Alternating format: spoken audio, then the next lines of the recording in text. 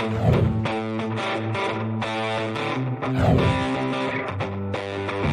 listening to the Cantina Cast, your home for thought-provoking Star Wars talk. Join Albert Jonesy in breaking down the latest news, trailers, movies, and of course, your favorite characters from a galaxy far, far away.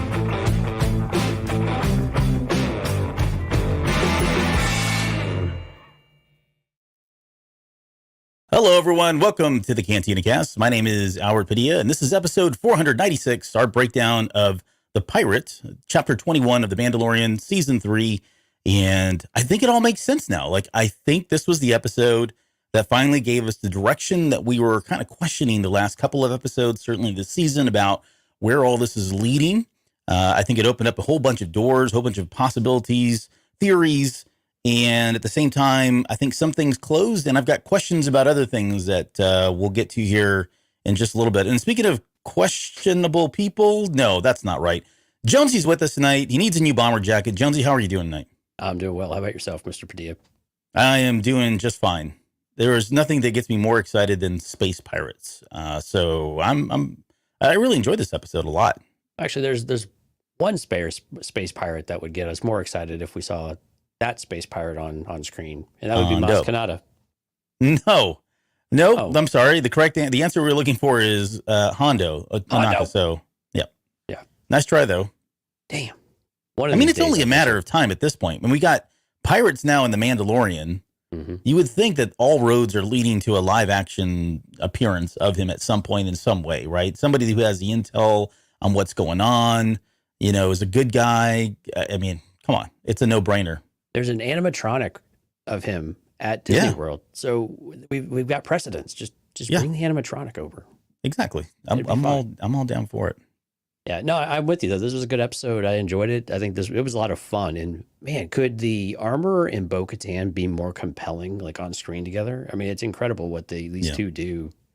Just the last few episodes, just in these small moments together. But it's just fantastic every single time they're together. Yeah. Well, let's get into. I think you've got a little bit of news. We've got a lot to talk about in this episode because it was a little bit of a longer one, I guess, if you would call it that, considering where we've been historically here over the last couple episodes, but just a bit of news.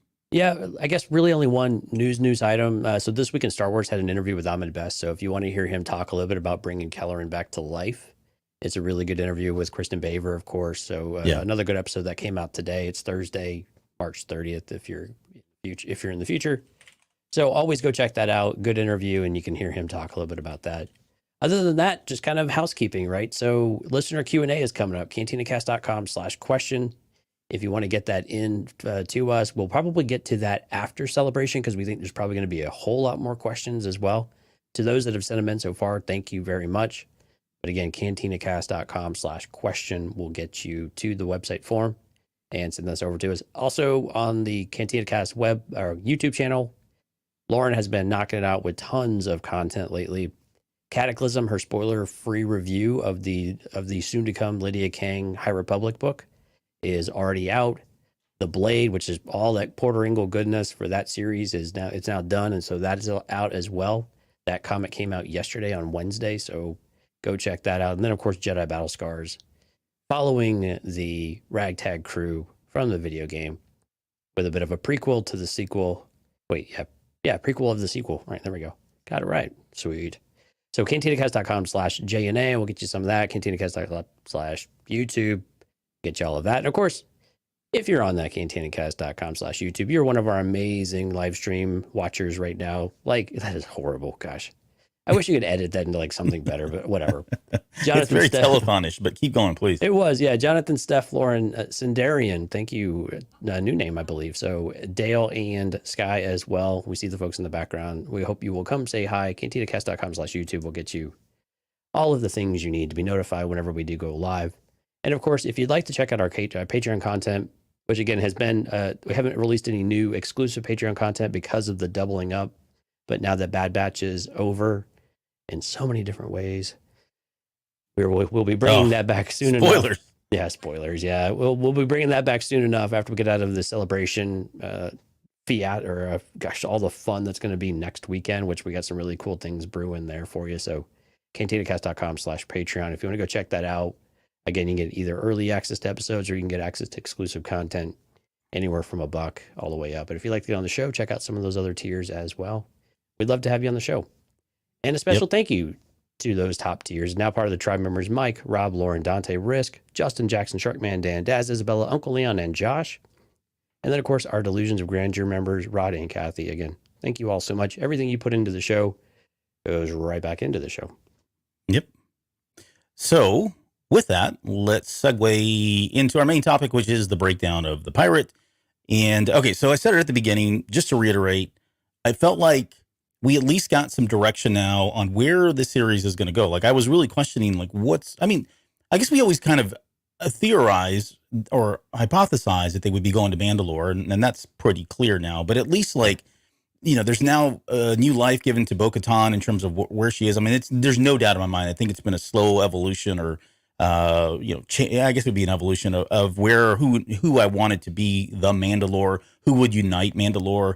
That seems to be to me, it's like undoubtedly Bo-Katan at this point. I could be wrong, and they could pull a fast one on us, but that was at least answered. We've got unification from the group now as a whole, at least from the Children of the Watch, that they're all in, and they're going to be spearheading this unification, which you would think, like, if there was any one group out there that would be, like, against this, right, it would be the Puritans. It would be the purists. But to have them on board, it feels like all the other ones, yeah, they might have their challenges, but I don't think it's going to be as difficult with them. Now, there's a couple things that are playing into that, and we'll get to that when we talk about the Mythosaur and where the armor is kind of coming from, her background, her motivation, that sort of thing. A lot of that plays into it.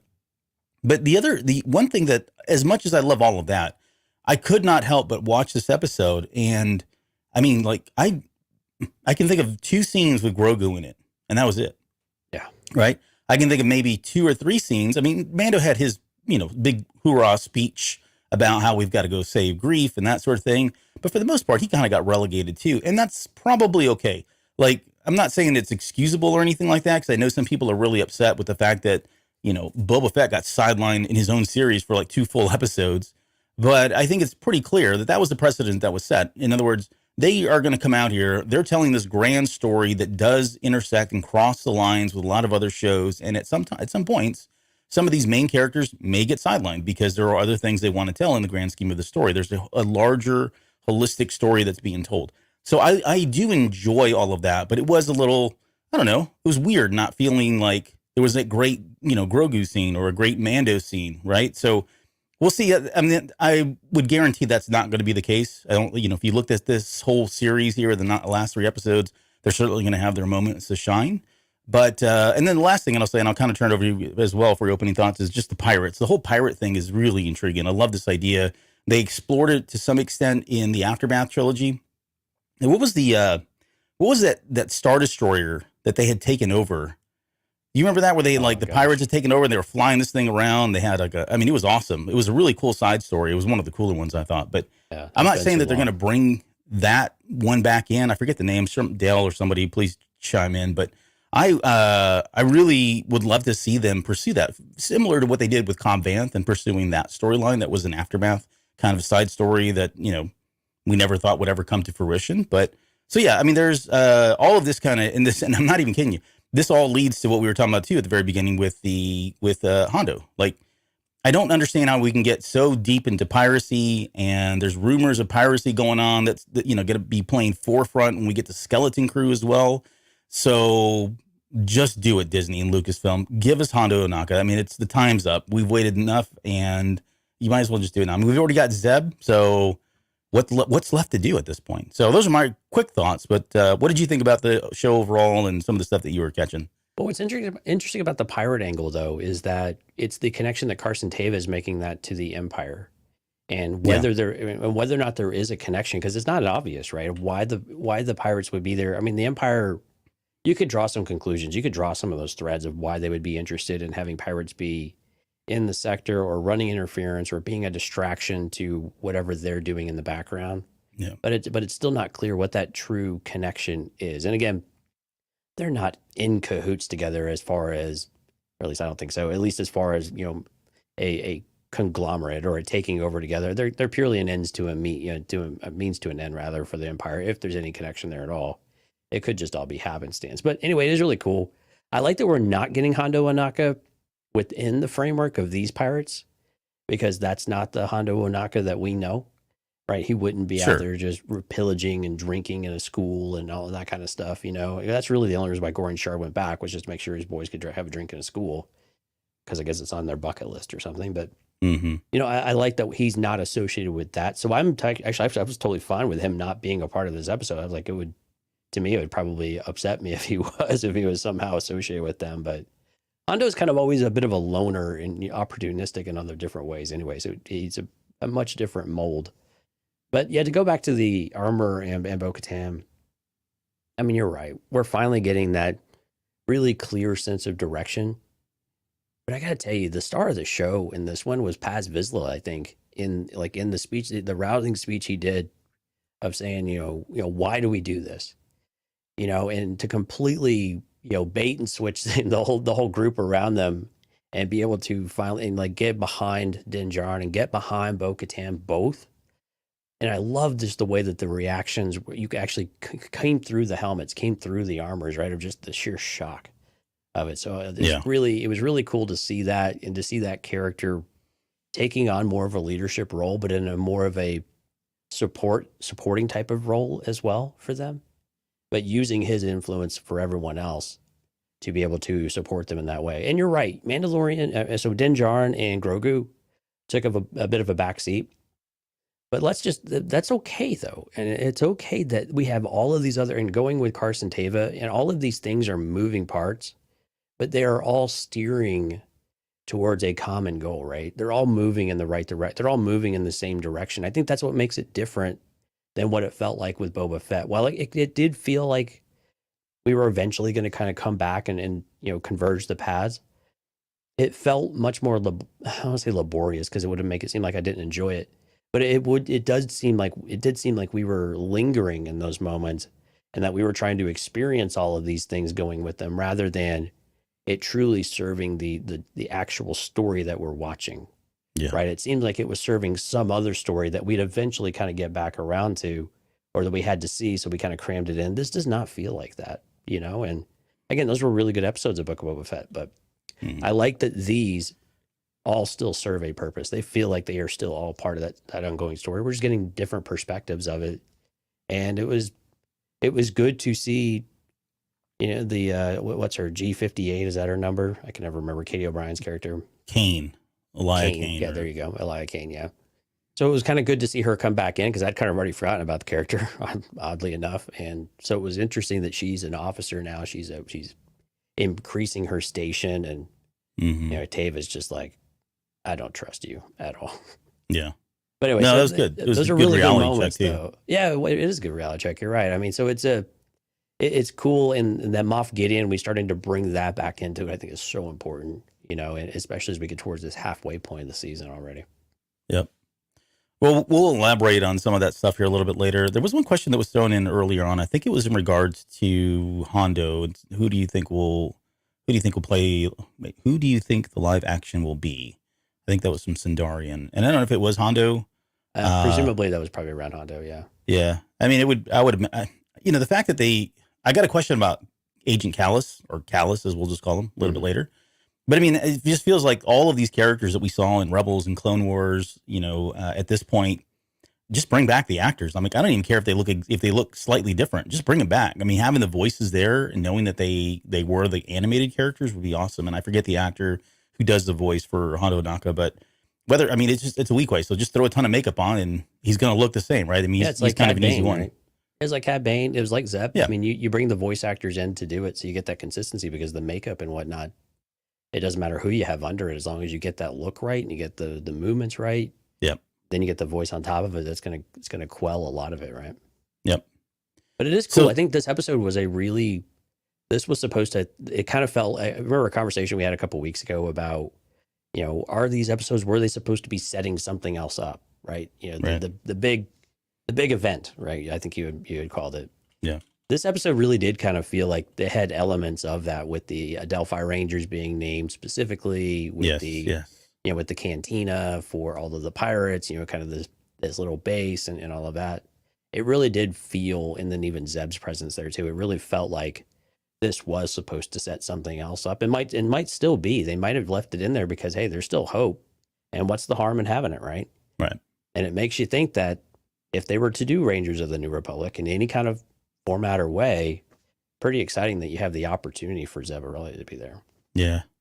Yeah, and we'll find out probably here in a week, right? I mean, I would imagine if they've got something like that in the works, right? We're already the train's already taken off, so at this point, well, you've already named Rangers of the New Republic. Yeah, you haven't officially killed it in any kind of official capacity. Yeah. So you have a lot of optionality to even do nothing or to actually double down on it and give us something more. And if they mention it, then if they mention it next weekend then at Celebration, then it still has a lot of legs and it's still got a lot of life. It's got a lot of energy and support behind the project in general. Yeah. And they've had a lot of time. I mean, they've had the better part of 2 years to kind of reconstruct whatever that story was going to be, or give it resuscitate it in some way if it was truly going to be dead, because Gina Carano was a big part of it. I mean, all of that is speculation. People have to remember, we got nothing about Rangers of the Republic other than the dang title and when it took place. That was it.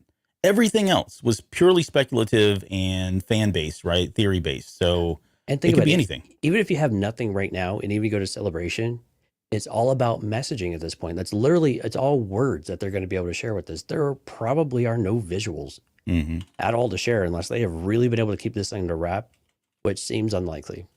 Yeah. Right? I mean, everything has some sort of leak if you've done any kind of shooting, right? So unless there's a writing and just brainstorming and things like that.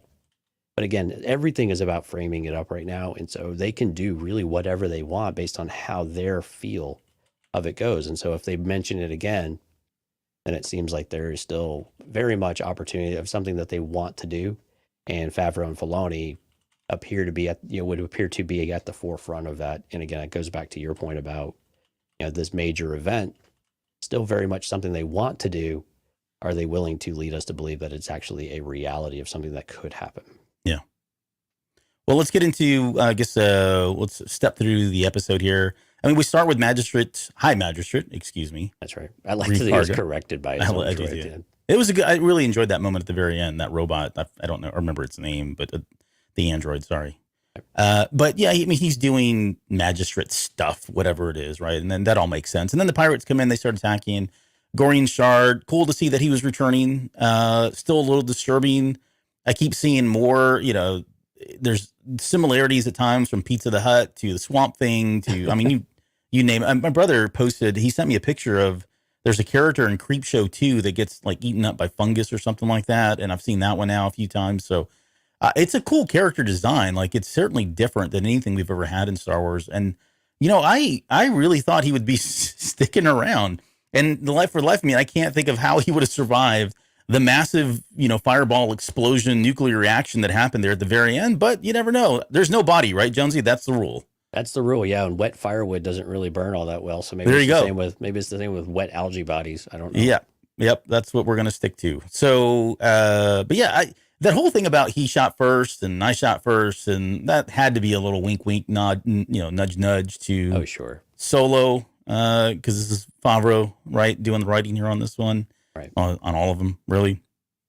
And then Karga's kind of caught in this situation. He is really in a bad situation. Like, he wants to have the best of both worlds, right? He wants to be independent of the New Republic, but at the same time, he doesn't even have an army, really. Doesn't have a militia of sorts. Didn't sound like he didn't even have like planetary defenses of any sort, right? I mean, they just kind of came in and hovered right over. Hell, he didn't even know. I mean, you didn't hear that big Corsair floating over your thing until he walked out there and saw it sitting there. So he's in a tough situation, and it all makes sense, right? He's going to plead to the New Republic, and in some regard, I mean, Kane's not wrong. Like, I get that's kind of a, dick move by the New Republic to say, well, technically they haven't signed up, and so we've got paying members, right? That kind of thing. Mm-hmm. I mean, that makes sense to me. Logically, it's still kind of a jerk-face move from them to do it, but I don't think the New Republic's necessarily in the wrong. But, Well, the amusing part of that statement, though, and I know it's jumping ahead a little bit, but it's all relevant. The amusing part of that statement, though, there was a backlog anyway. So even they said, Well, even if we could get to them, well, a bunch of other people really want help too, and we can't really help them either. Yeah. Right. So it's just more examples of the New Republic struggling. You can feel the way you want to feel about some of that. I'm a bit conflicted as well. The attitude, I think, is the part that I have more of a problem with, and that the ladies' man is giving us that messaging is funny in a way, but also mildly disturbing. And Yes, so, at the same time. Yep. all right, yeah. I love that we got the character though, because I just love the actor too. He's just so much fun. But Yeah, he was a good fit for that, especially what they were going for. exactly. But I mean, still, it just feels bad, right? That the New Republic, he doesn't really want to help him. And you get the sense that they just don't necessarily care, or they're so inundated with everything else they can't keep up with it that they've just given up, and he just kind of sighs and like, yeah, I've heard this before, and has to turn it off, And I'm exaggerating a little bit, but that's the impression you get, though, right? Yep. So from here, let's just jump to what I guess is kind of like I'm guessing it's a New Republic spaceport of some sort. I mean, there was Y-wings, there was X-wings, probably just those two. I don't really see any other kind of noticeable ships in the background there. But they seem to be at some kind of a port or dock where they're all kind of coalescing and getting together, having drinks, playing pool, doing stuff that officers do in their off time, right? It was like a scene out of Top Gun. There you go. Yep. Short Bomber of jackets and all. Yeah, the bomber jackets and all. They Carson just didn't do Teva is the Maverick. that would be, yeah. They could have done "You Lost That Love and Feeling" and just kind of put a big bow on it. But I don't know where we are. They didn't give us a location there. But we get the message from Grief Karga, who's reaching out to Teva, Captain Teva here. And essentially, he's talking about, the pirates that are there. He's asking for the Spinward Patrol that kind of comes through there. I mean, he mentioned this to Gorian Shard, and Gorian kind of laughed in his face like, yeah, right, those guys. Like, it didn't seem like they were really a threat to him, although they probably should be at this point. But he's asking for his help. If he's afraid that it's going to become a pirate base, that Nevarro is going to get overrun by pirates. Again, all this makes sense. Just quickly on the pirate aspect of it all. I mean, we've talked probably ad nauseum at this point that depending on where you are in the galaxy, when there are these shifts of power, right, these vacuums open up. And with the Empire leaving, I mean, that really just kind of creates a whole vacuum of tons of different potential players to kind of step up and fill that void. Pirates seem like one, gangsters is another one, right? The Hutts, the rise of crime lords, all of that seems kind of natural. But I don't have this at the very end. But where does your mind go with like how are all of this connected? I'm kind of with you on what you said earlier about how it's probably the pirates that are being played by the Empire, right? We saw that with the First Order, not to bring in Resistance. Holy crap, we're going to channel Resistance for the first time in I don't know how many years now. But in Resistance, it was the same thing. The pirates were out there. They were kind of doing their own thing. They had sided with the Resistance or the First Order, but they were being played as well. Right. So it could be a repeat of this, or maybe it's an extension of that at some point. Who knows? Maybe this is the beginnings of it, and it's a way for Dave Filoni to get redeemed for that series. But how are they? Do you see them anything more than just pawns in a bigger power play here by the Empire, the First Order? Unfortunately, I think that's what that's just a lot in life, unfortunately. I mean, pirates are just opportunistic. They're a ragtag bunch. They have their loyalty is questionable at best most of the time, unless things are really good. So that they would be played by the Empire and they'd have an opportunity to seize power, especially in a place like this. And now they have a vendetta against a Grief Karga type of character. It's just all, brings itself to the forefront for that. But I really do think they're just a pawn. Now, whether or not that's specific in here, I think remains to be seen. If his concerns are legitimate here, but I think in general it is just Empire using them for however they see fit. But you're right, it's a power vacuum though. I mean, they're the space. It makes sense that pirates are running rampant across the galaxy now, potentially, right? It makes sense that if you don't have that there, and to tie back to a couple of episodes ago in Mandalorian, we know that the fleet is being decommissioned. Not only the Imperial fleet, but also the Rebel Alliance fleet as well, right? Which makes sense because you need to demilitarize after a major galactic war to give your citizens confidence, even after all these years, to give your citizens confidence that you're not going to start another war, that you're just as bad as what you replaced, right? And we know from the Claudia Gray novels that concern was always there, right? The optics, the perception that the New Republic was going to be just as bad as the Empire in some ways. And so we also see maybe a state of disrepair or having to do more of these repairs because we saw a Y-wing there without one of the, without one of its tails there. So whether or not that's just in repair or maybe disrepair remains to be seen. But again, resources are limited, which is opportunity for those who are seeking opportunistic type of things. And again, this is why bounty hunting is still a profession that works. Mm-hmm. And we've seen this in various things with Mandalorian going around doing work for other people. We've seen Gorian Shard's, crew. And then we've also seen the other group, like when Mando went and kind of had his big redeeming or his big entrance in Book of Boba Fett, right? I mean, it's just that kind of thing, right? It's just underground activities are always going to be there. And with the New Republic, they can't keep up with all of it. They're not prepared for that type of thing. And the Empire couldn't do it either, to be fair. But now it's running because you don't have that iron fist around, around in the Empire's deep pockets to be able to pay them off whenever it worked and was suited them. Yeah.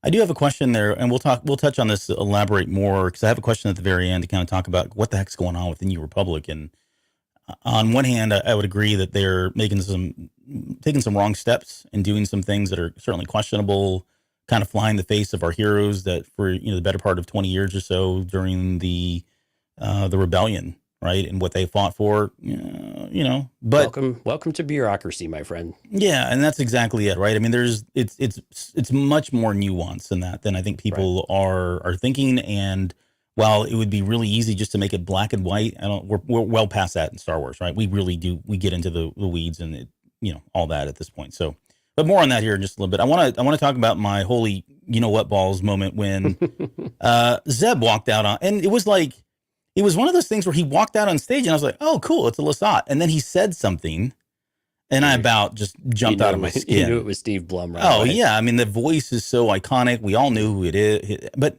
then, again, I started thinking, like, what the heck? Like, what is he doing here? Like, last we saw him, they were heading to his home planet to kind of help rebuild his race. He had Callus with him, right? They had found this kind of secluded outer rim, way in the middle of nowhere kind of place to start rebuilding all that. And yet here he is now floating around as part of potentially the Adelia, or what is it? It's not Adelia. Go Adelphi Rangers. Delphi Rangers, yeah.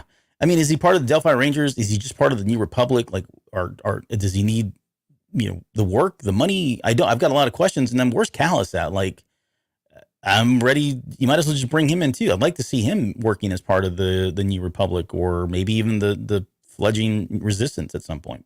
Yeah, it was really cool to see him. I mean, again, it makes sense that at some point Zeb would want to join up with the rebellion. I'm right. I mean, it's all pretty connected in that way. And Callus is an interesting one too, because he was more fulcrum. It was undercover. So it'd be interesting to see where that character has gone too. But yeah, this was a really pleasant surprise. It was not expected. And again, the way they animated the character, and of course, Steve Blum's voice is so perfect and iconic in that role. It was just really cool. And they did a really good job with the character, I thought too. And it was, it was very casual. It was more than a cameo, but it was, not enough to really, beat that horse or to do and confirm it. They did confirm it in the credits, though. You can see it's actually Zeb. So it is confirmed to be Zeb. It was just a lot of fun. And again, it just gives you hope and promise that more character, and we know more characters from Rebels are coming out. And you're right. It's basically who's not going to be shown at this point. Right. Yeah. And it just seems like everybody's on point. There's one character that will not be seen. Kanan will not be there. He will not be there. And if anything, that's because Freddie Prinze Jr. recently came out and said that and he said this multiple times over the years. He's like, I don't want to come back and do the character because it was the way that character ended, even if it was in a flashback or whatever else. He didn't really care for it coming back in Bad Batch either. He's like, the character was just finished so well that he feels like anything would cheapen that moment. That he's like, people cried and that was a great thing, He's like, let's not cheapen that. So we know Freddie Prinze Jr. would, at least vocally, he has said that he has no interest in coming back to the character. So even though he's dead, we know how these Star Wars actors are, right? You splash the cash, they'll come back. Look at Harrison Ford. This is true. I mean, you have to take a little bit with a grain of salt because things change. Hey, give him 10 years and maybe he'll be like, hey, remember that Kanan character? Yeah, right. Mortgage is due. Can I get in on that again? So Zeb, are you saying, do you think we'll see him again in the next 3 episodes? Is he slotted for season 4 of Mando? Is he slotted for Ahsoka? And they were just kind of priming us for that. So I think it's a bunch of no's, probably not going to see him. I don't think he was part of a Delphi Rangers either. It just seems like they just knew each other in the same circles, which makes a lot of sense. Sure. But again, I think this was more of a, if there is going to be an announcement for Rangers in the New Republic or something similar, I think it's a definite yes that he shows up. I mean, I think it's like 98, 99% that he would be a part of that show. It's expensive to have that much CGI on a character on the screen a lot, which is why I think he's probably not in this one. Again, our story for Mandalorian season 3 is very much about Mandalore. There is a New Republic component to all of that, but it's still coming together, and it's still a bit ways out. So if we did get another Zeb moment, it would probably be another very localized, very small moment, nothing substantial in that way. And then we'll have to just kind of see where the season takes us, I think, in that front. Like, what is the Imperial angle at the end of the day? And what's the direction the show wants to take with the Empire and the First Order once this season is over? Yep. Yeah. What about I'm you? with you. Yeah, no, I'm with you. I think he was there to kind of say, look, we can do it, and this is what he's going to look like. More to come, whether that's the new series or a new series. If not, then it would be Ahsoka. Like the problem with I have with Ahsoka is that they've been pretty open about that series is supposed to be focused on Ahsoka, Sabine, looking for Ezra. They've never made mention of him. I'm not saying they can't do that, but I don't know. Is that really where?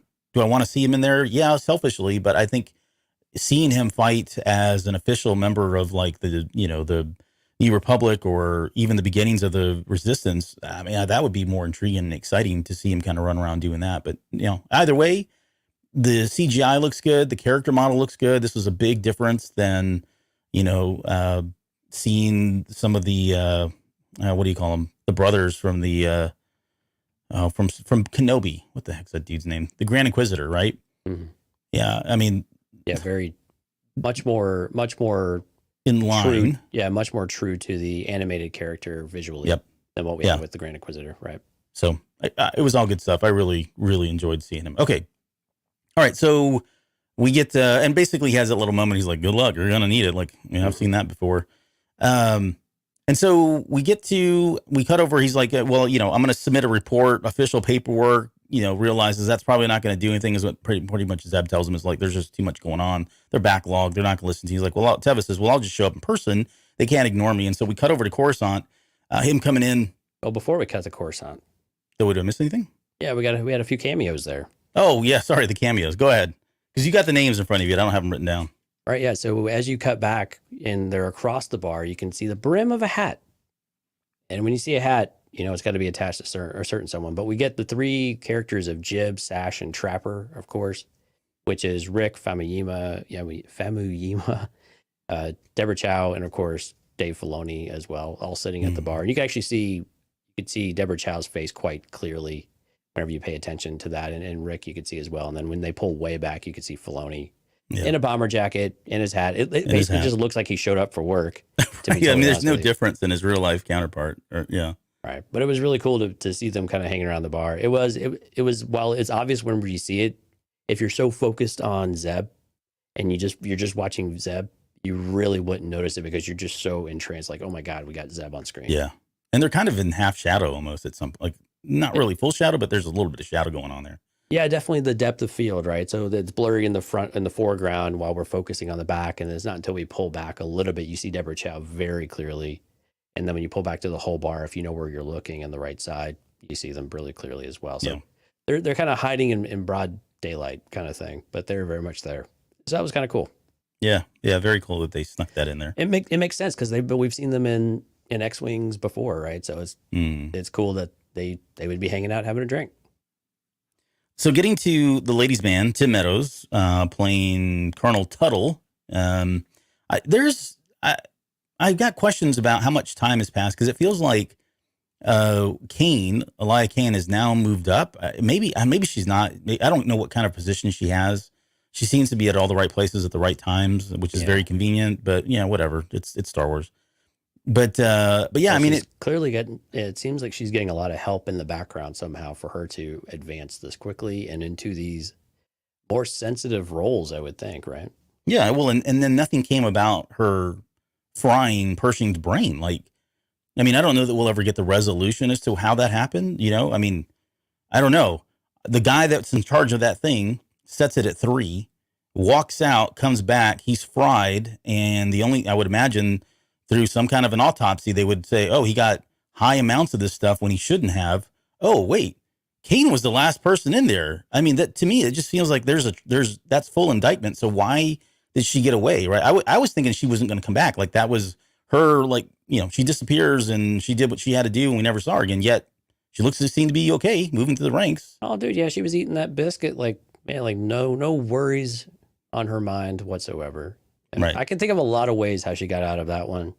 Not all of them are PG-13, but yeah, it's oh, okay. Well, I mean, you could just think of a lot of ways that she can manipulate her way through a situation using all of the tools in her utility belt, that type of thing. And that's not to say just because she's a pretty girl or anything like that. It's just more of she is an agent of the Empire, right? So she is going to do whatever it takes in order to continue to further that agenda. And it appears like she is very amoral in that area, and she's very loyal to the Empire, through and through. So she'll do whatever needs to be done, right? Yeah. And I think if there was ever any doubt as to where her loyalties are, I think it's pretty clear at this point, given what she was trying to do, which is essentially to stop, Nevarro from being overrun by pirates. That seems to be part of the plan, maybe in some way. We'll talk about that here too. But nonetheless, Teva's kind of explaining his case to Tuttle. Tuttle gives him all the reasons why they can't do this. We probably don't have the funds, the people.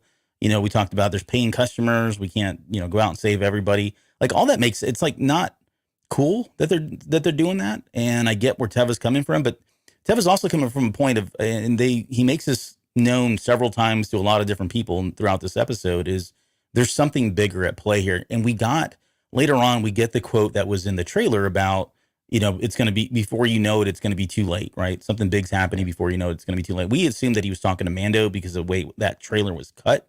It turns out he was talking to Tuttle. So he's trying to make people aware. Now, I don't even know that he really understands truly what this is. He just feels like there's a connection there. It's very similar to what we saw in Andor, right? Where she was trying to put all the pieces together and knew that something was going on. There was something weird going on. This is just the inverse of that now with the sides. But from Tuttle's perspective, he's not going to try to do anything. And then he gets completely sidetracked, I guess, or she just happens to be there, right? Kane's there, and he asks her, what did you think about it? And of course, she's, siding with, giving him all the more reasons why they shouldn't do that. So I guess the question here is, what is the motivation? Like, what is her motive to ensure that Nevarro falls, I guess, or the pirates continue to grab hold of an area? Now, some of this too, and I know I just asked you a question, but this made me think of the High Republic, right? Where they were going around and they were creating all these different battles, trying to pull the Republic away from the real threat. There was actually another threat that was brewing, right? The Nihil. And they were using the Drengir to go out and do all these little skirmishes and stuff. And to me, it felt very similar to that. Like they're using these pirates to create, what am I thinking here? Not a subterfuge, but they're using the pirates. Very much a distraction. A distraction. Thank you. It's a distraction. Trying to put something out there that deter or defer, draws the attention of the New Republic and anybody else who really cares or has the ability to resist in any kind of way, for lack of a better word. And stretch their resources thin, right? If they're fighting all these little battles here and there, little skirmishes, that sort of thing, then it keeps their eyes and ears and everything else away from the real threat, which is brewing, which I would assume being Thrawn, Moff Gideon, the rise of the New Order, or the First Order, I don't know, all that stuff. But so again, motive on why she was so inclined to kind of intercept that conversation and put forth what she was saying there. Yeah, I mean, we could, and I won't rehash a lot of what we said because I think it's a lot of all of that. I like that angle. I like that that there are distractions going on, that the Empire is trying to play the New Republic, distract them. Now, I think the other part of this, that is interesting to talk about, though, is the Mandalorian aspect of this. We know that Gideon and presumably Kane understand that there is a connection with Grief Karga, Nevarro, and the Mandalorians, right? They not only saw them, they helped route them. There is a link. So it could be that they are also, within all of that, they are trying to draw the Mandalorians out or maybe re-centralize them and bring them back because they need to handle that too, because they are concerned about a growing threat within the Mandalorians. Now, there's not a lot of evidence to suggest that that's real or that's true because they've gone underground. When they have come up, they took heavy losses. So there's a lot working against that argument, but I think it's another aspect of it especially what we saw at the very end, kind of in this epilogue type of moment of the episode, where they've left some sort of evidence of Beskar armor or Beskar mental shard, or whatever it might have been. Yeah. So are there things at play that are trying to loop the Mandalorians back into all of this?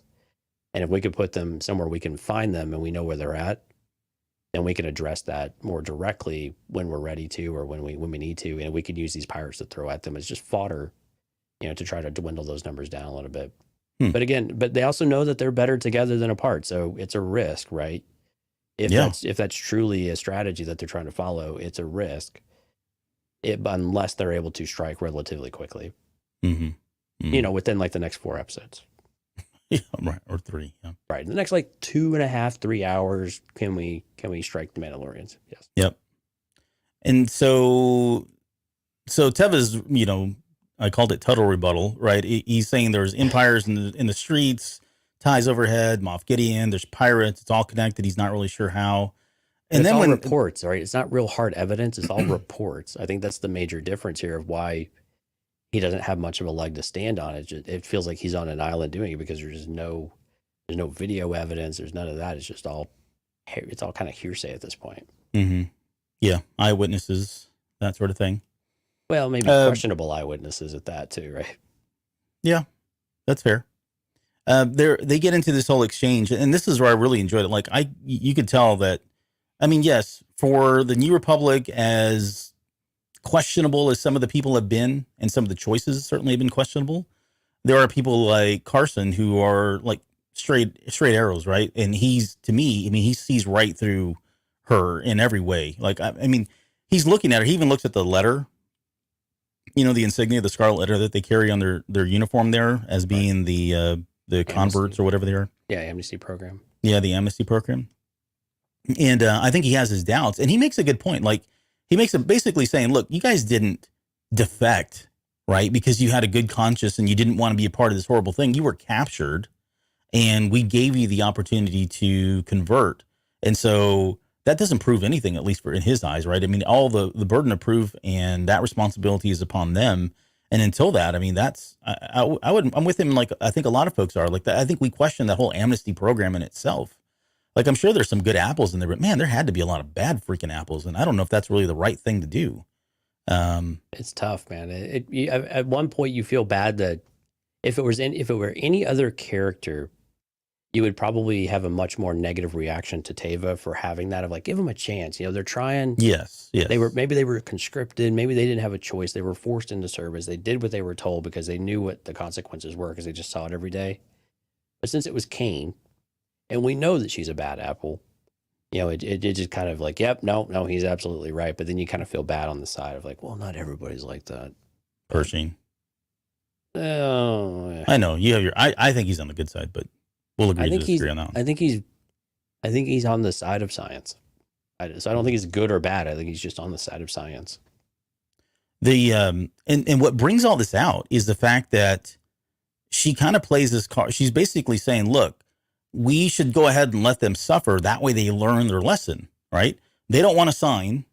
They don't want to sign. They want their cake and eat it too. They want to be part of the New Republic. They want the protection of the New Republic, but they haven't signed. So maybe it's good for them to kind of sweat it out. Maybe it's good for them to take a couple punches in the gut, and then they'll come over. And that's when Teva's like, you're starting to sound like the Empire, right? That's exactly what the Empire would do. That's not how we work. That's not how good people behave. Right. Yeah, sorry, exactly. I was trying to interrupt. I guess I apologize. Oh no. No. It's exactly right. I mean, it's a you penalize them, like you're giving them exactly what they want. So we're being respectful of their wishes, but doing it in a very, just a terrible way, right? Of not helping them when they're getting bombarded, but saying, no, hey, we're just being respectful of what you want. It's so narcissistic in its own little way, right? And so you kind of feel bad in that regard, but whatever. Yeah. There's a quick scene there where Moses is taking the people to the mountain. No, I'm kidding. It's the Reef Cargo is taking his people out to, I don't know, the Salt Flats or wherever the heck they are. Lava Flats, and he's proclaiming that, the New Republic's on the way. He's calling for help. I mean, and they're like, I can imagine they're thinking the same thing. Like, this is a joke. They're not going to show up. And they don't, of course. Well, but he has to give them hope, right? He has to give them something to championing around that, hey, he's being honest that he did call the New Republic for help. He's hoping that they'll be able to do it because he didn't get confirmation. But what else are you going to do? You have to give your people some sort of encouragement that, hey, we're going to get through this. Help is on the way. You got to give them something, right? No, I would just say, this is it, guys. Set up camp. Let's get started. I'm kidding. Just start going just start going digging your own graves now. Right. You can claim any part of land here you want for your grave. It's first come, first serve at this point. Everybody gets their own tract of like 6 by 3 feet. Yeah. Yeah. So was that seemed like a low number of people? I guess I envisioned Nevarro. Were that many people dead? Was that all that he was able to kind of rustle, round up kind of thing? I I had the same reaction. I was like, man, that's not very many people. But we did see people still in town. They were serving a little bit. The Enzellans were there. True. So I'm assuming that some were probably just in hiding, hunkering down, trying to avoid. Because you're right, we have seen this place as a much more bustling, center of activity and hub for trade and all of those other good things that Greep Targa is, touted upon this Nevarro, to where that just seemed like way too few. But again, you couldn't have a whole giant crowd of people because that presents other issues, I think, storytelling wise and damages and all that. But anyway, so I just didn't think too much about it. It was a manageable number of people. It was enough to make the point, but others could just be in town still. I'm with Dale. He says they probably went to other places with more shade. Yeah, it was like 2 feet of shade. Yeah. Yeah. Thanks, guy. There's no water around here. Yeah, Greef Karga is one hell of a leader, let me tell you. Not a great leader. Let's go out in the middle of nowhere where there's salt. That'll do it. We won't be able to grow anything either. It was lava. Or lava, whatever it was. Either way, both are bad. The cynic in me thinks that they just couldn't fit that many people on the stage for the volume, because it was like a Kenobi problem all over again. So okay, never. Well, that's I have purposefully not mentioned the volume hardly at all. I know we were so hard on that thing during the Kenobi series, but deservedly so. Deservedly so. We're not stepping down from that one. Okay. So then I'm actually curious how much it's been in use this season. I think it's been in use. I think they've just gotten better at it. And maybe so. Yeah. Okay. So we get to wherever the Mandos are. Blue Boy finally shows up there. Right. And this has come up, and I know, and I don't have a really good theory as to why R5 and how did he know R5 was there? Like, even when it happened, I thought, what? Okay, cool. Yeah, it would make sense. Maybe they did serve in the rebellion at some point, but still, either that droid reached out to him, or in the process of trying to track down Mando, somehow he got to Peli Motto, and I can't see Peli giving that information up, because she doesn't know who this guy is. It seems like she's got a problem with authorities anyways. So I'm with you. I was struggling to remember how Carson Teva would have known R5 was even remotely associated with Din Djarin and company. There's not. I mean, he's been sitting for I don't know how many years, or at least, right, with Peli Motto. So it had to have been Peli, right? I guess, yeah. I mean, that's the only. I mean, how else? I mean, there could have been a beacon or a signal, but how would it be known to look for R5 in the first place? Right, is my point. And I just couldn't, racking my brain, I couldn't remember R5 being present anytime we'd seen Carson Teva around Din Djarin and company, even if it was outside the ship or anything like that. All of that was before R5 went on any kind of mission with Din Djarin and company. Right. So if I'm wrong, someone let us know in the chat, but still. Yeah, my head canon is he's looking for her, or he's looking for him. It leads him to Mos Eisley, leads into Peli Motto. Peli says, okay, yeah, I gave him this droid.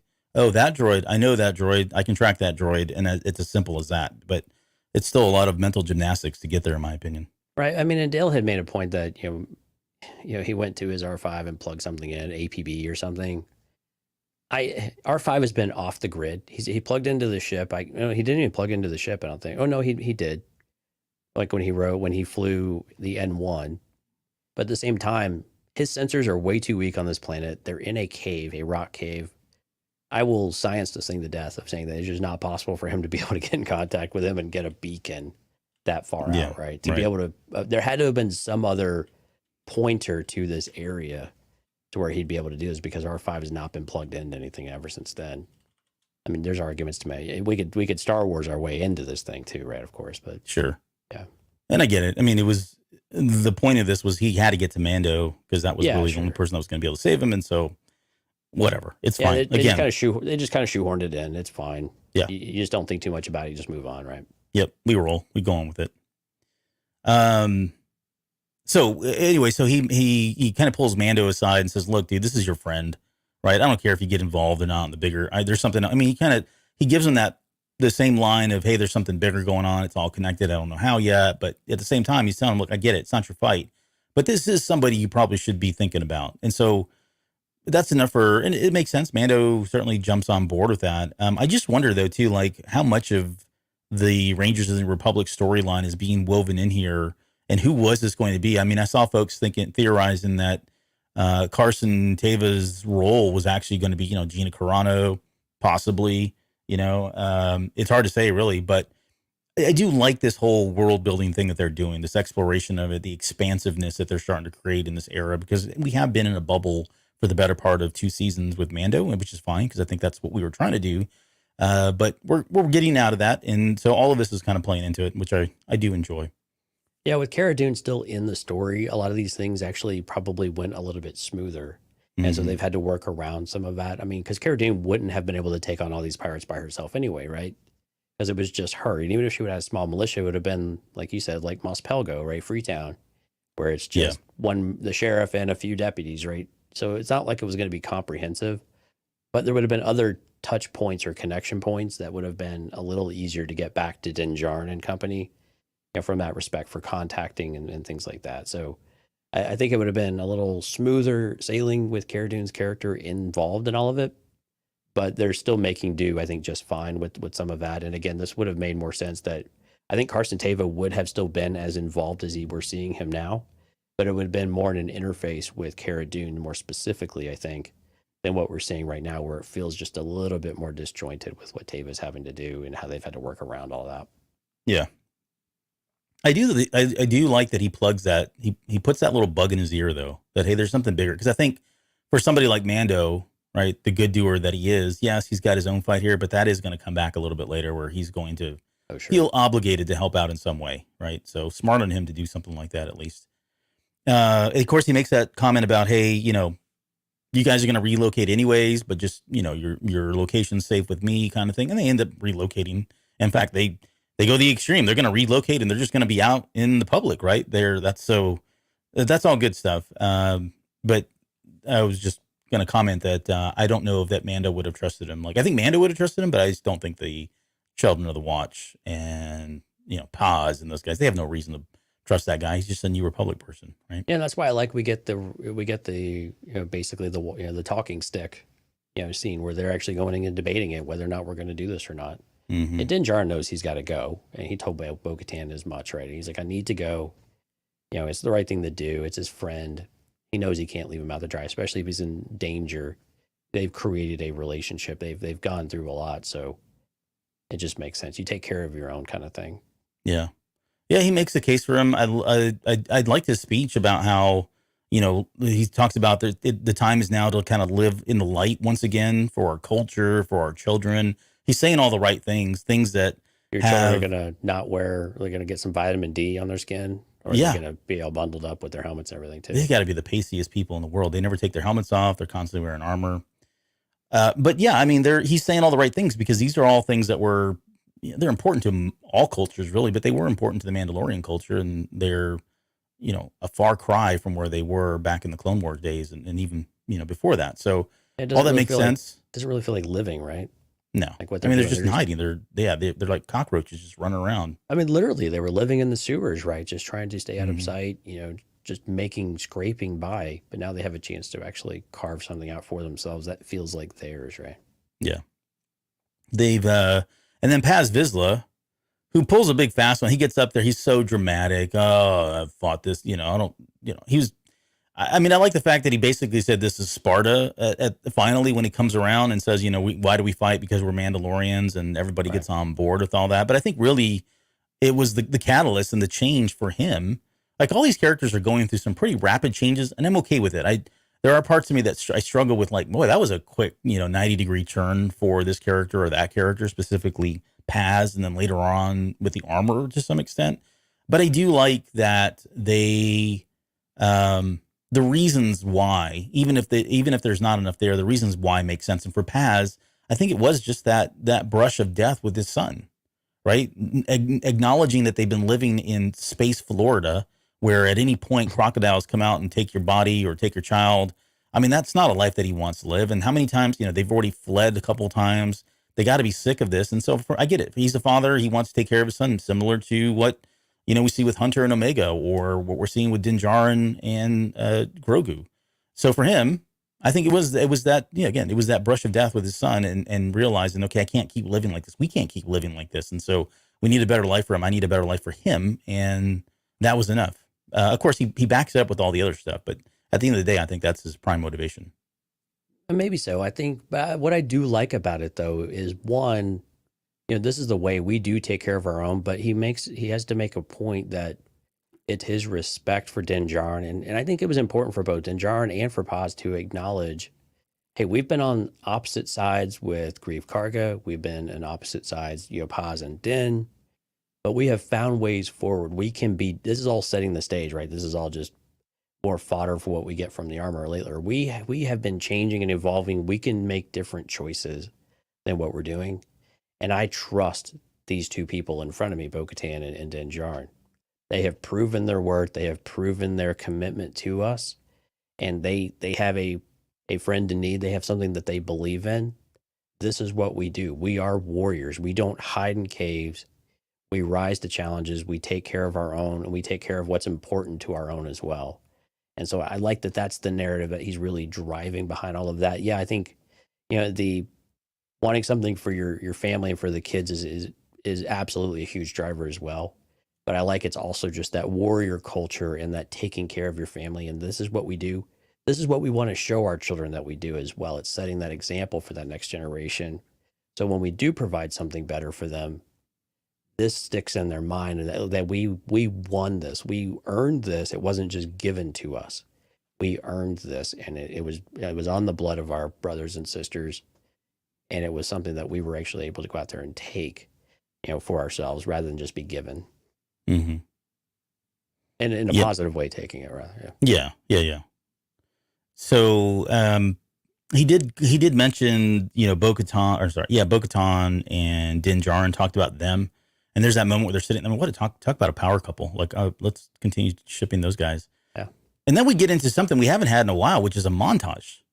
So we get a couple scenes. We get some music in the background of, the troops are getting together. Bo-Katan's coming up with a plan. They're going in the air. They board the ship. They talk about the Cumulus class fighter ship that Corsair that Gorian Shard is flying. Nevarro's independent. I mean, we get all this stuff, and then she leaves with this "you can be heroes" kind of comment, right? That was the only thing that was a little odd to me. You could. This whole thing was cheesy. Is that important in areas. Is that important to? Well, the rest of it was fine, but is being a hero important to a Mandalorian? I think in this day and age, probably, but I get where you're going. I get where you're going. Yeah, I just everything's changing, Jonesy, about the Mandalorian. So why not, right? Yeah, I mean, and again, she was appealing to their pride a little bit, I suppose. But I wondered how important that was to them in that case. Yeah, but the scene of them going into hyperspace and then popping out of hyperspace, it's so fast. But wow, it's super intense. Right. Like I loved every bit of that and just the way it was filmed and shot. So I really it was a really cool battle too, with all of the snub fighters, with Gorian Shard ship, the way that Mando. I mean, I thought about this actually when I was watching this the first time and every time afterwards, that you had said that our Razor Crest moment was or one of the Razor Crest ones, we were going to get the Razor Crest back. I'm like, why would you want it back at this point? Right at this point. Because he is just wrecking shop with this N1, and he's just so amazing with it, right? Yeah. And there were so many really funny parts of this battle too. He's above you, he's below you, and with Vane, right? Oh yeah, yeah. I remember that. I thought of the close the blast doors, close the blast doors, yeah. open the blast doors, open the blast doors. It was very similar to that moment in. Right.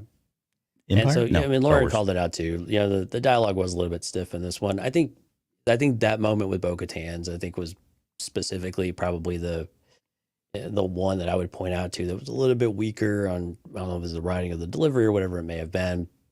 but it worked. I mean, they were just kind of laying out what the plan was, A-team style, you know.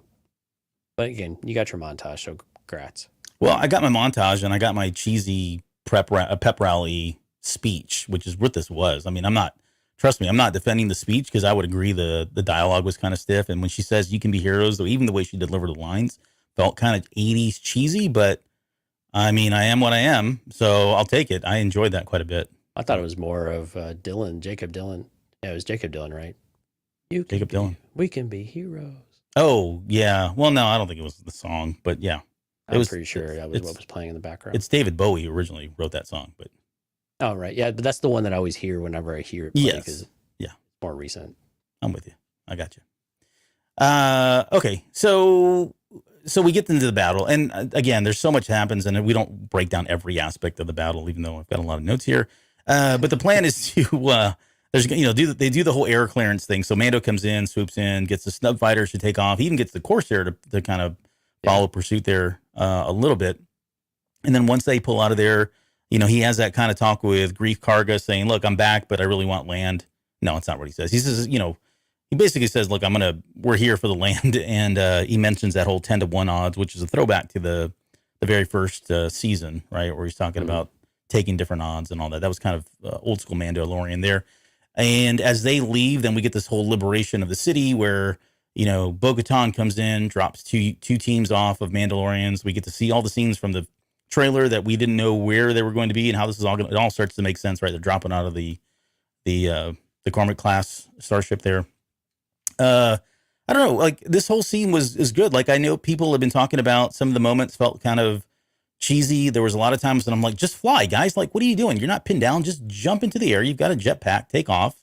Yeah. But for the sake of storytelling and the, building the intensity and all that, the drama, I think the scene, it all worked really well. Paz Vizsla also had another, what I would call 80s moment where he comes in and everybody else has been struggling, yet he comes down and because he's got the heavy repeater, he goes and kills everybody. I mean, this is like Rambo style stuff. And so, yeah, it was definitely Rambo, Arnold Schwarzenegger type of moment for him. So, I mean, it's like total cheese, but I loved all of it. It does speak to me like a lot of the old 80s action movies where, the hero is just can't be stopped and can't miss and saves the day. All of that stuff was good stuff. I really enjoyed all of the battle. People have been really critical of this though. But what did you think? Really, I thought the ship battle in particular was just so much fun. Mm-hmm. I mean, it was just fun. Yeah, the movement of the faces and the stiffness of the masks and everything, especially like the Trandoshan is just creepy. Oh, the Klatoans too, or Klatooinian. Yeah, Klatooinians' mouths. Yeah, they just don't move, very much and things like you get aside all of that though. It was just a really fun battle sequence, especially the ship one. The stuff on Nevarro, maybe a little less interesting in that we do get to see the armor back in action though, which was awesome. And that there was a kind of a real threat with the gun on the on the balcony, and that they were taking shots, still weren't dying really, but but it was fun though. And again, the land battle a little less so. I was with you and probably with everybody else. You have jetpacks, just jump up, DFA, man. You get the high ground. Death from above all day long. That's right. You just do that and you fire some missiles and everything is fine. But you had people to come in to help turn the tide. It gave the armor something to do because she wasn't going to go and just throw her hammer at people. She had to go and beat them in person. So it was great to see her get in on the action and help take the city as well, not just sit in the background and behind the scenes. So that was a lot of fun, and the whole scene was just enjoyable. I just had a lot of fun. I mean, and granted, we got our second Dank Ferrick of the season, so we are now at 2 for the official count. We've got here on the screen. The over/under is 4.5. I believe Albert said 4. I said 5. So the over/under is 4.5. Get your bets in now. We got a few episodes left in the season. Yeah, we got to pick it up, guys. Come on, Favreau, let's go. Oh, you were done. Hey, actually, Lauren's talking about. She said we got to see the armor beat people with a hammer, which was awesome. Yeah, anytime she pulls that hammer out and her little tongs, it's been good stuff. It was so funny. She pinched the tongs on the back of the guy's collar. I was like, man, no, pinch him on the ear. Like grab him by the ear and then pull his eyeball out. Do something. Do like a small child and just beat it. Beat him down. Yeah. I mean, everybody had their moments in this. Especially, I love the way it was shot too, where you see the hammer. It's ground level, and you're like, oh crap, here it comes. We know she's going to, lay down the beat down here. She even threw the hammer. Yeah, which is cool. Awesome. So yeah, it was great to hear in action. And I'm with you. Like the framing of the shot when she first walks in the door, it was like, oh yeah, here we go. Right. Yeah.